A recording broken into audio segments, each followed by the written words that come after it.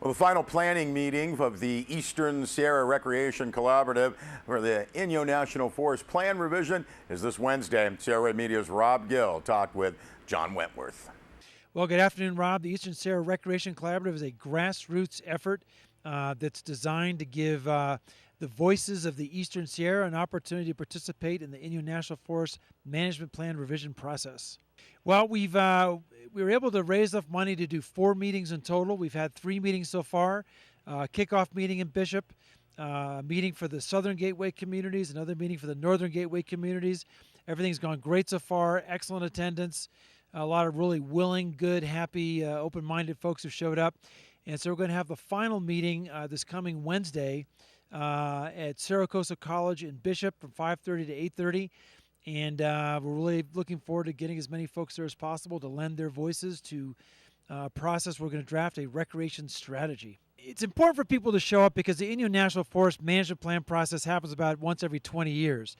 It's happening right now, and I think we want to give everybody in the Eastern Sierra region from around the country, if they're interested, an opportunity to lend their voices to what should hopefully be as good, as well-crafted an Inyo National Forest Management Plan as we can possibly make happen.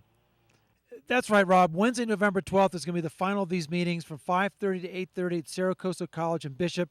Just want to remind everybody how important and a unique opportunity this is to make sure everybody gets a chance to participate in this forest plan revision process outside of the Forest Service efforts itself. This is a grassroots, community-based effort.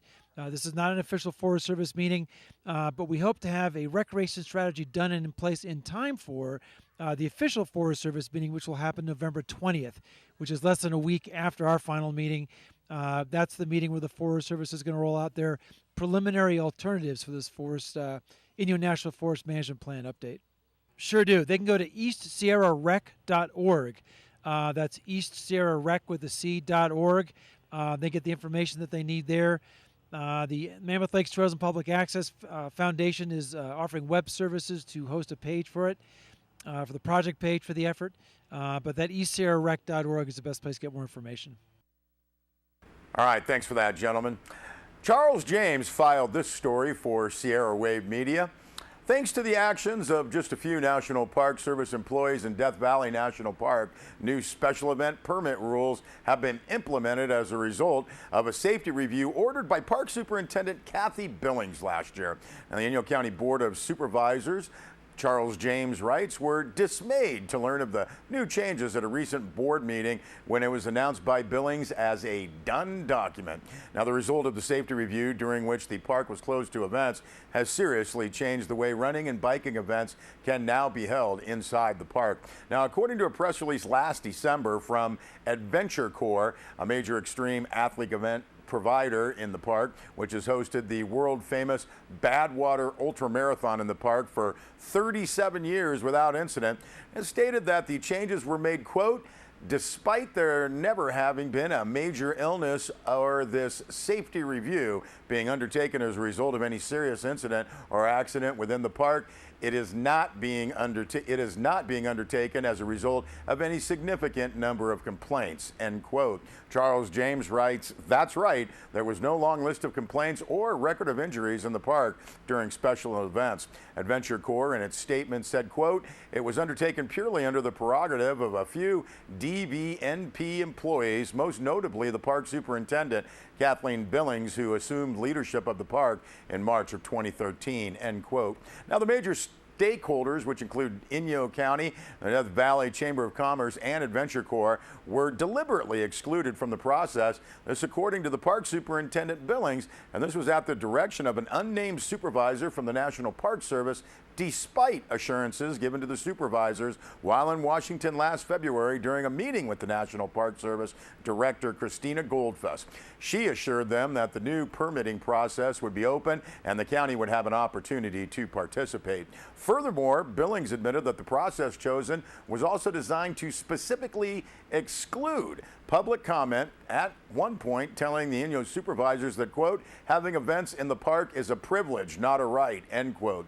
The new rules state that any summertime events in the park would be canceled if temperatures rise to 110 degrees Fahrenheit, and that special events are to be held during a full moon to preserve the park's famously dark skies. Now, the rules were made solely by Park Service staff under the hypothetical approach of what if, and not based on any empirical data or evidence from the park itself.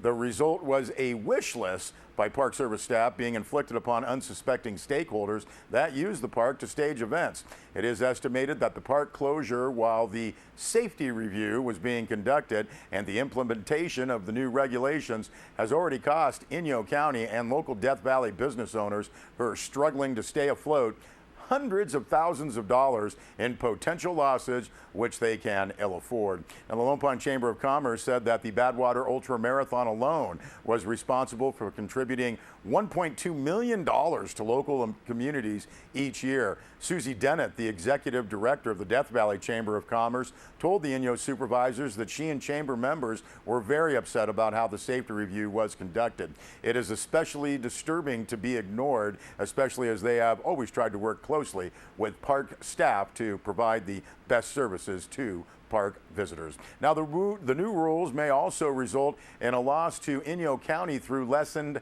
transient occupancy tax income. It is the county that maintains many of the roads that lead into Death Valley National Park. Charles James writes that after creating the current fiasco by ignoring everyone but her own park staff, Park Superintendent Billings is leaving the Park Service, and a new job announcement for her replacement has already been posted.